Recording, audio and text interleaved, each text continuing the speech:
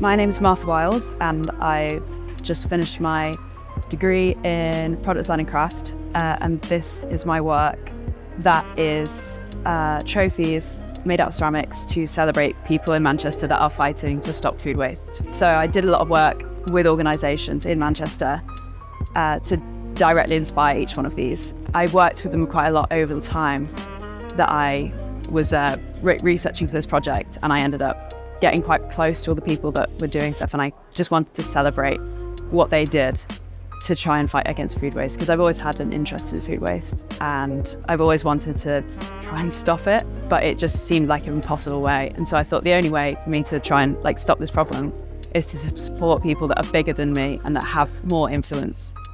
It's like a really cliche piece of advice, but I just think it is really valuable. But I'd say just come in and use the facilities as much as you can. Ask the tutors questions, ask the technicians as many questions as possible, because your work will benefit from it a lot. The technicians are so full of knowledge. Quite a lot of them are ex-students. So Rudy, the ceramics technician, you could literally go to him with any question.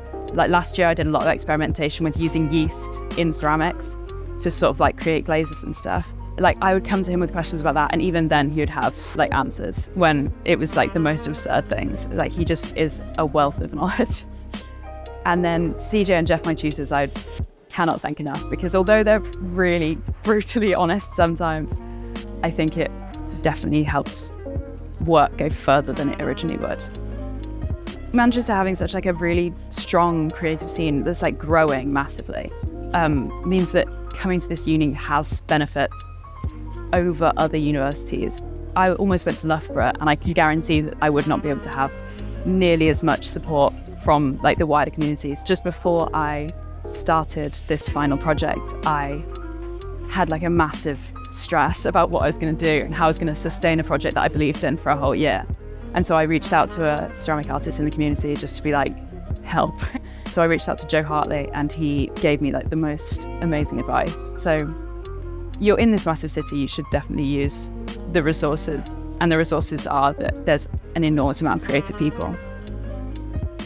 So from this project I have had a number of successes which I'm very grateful to have.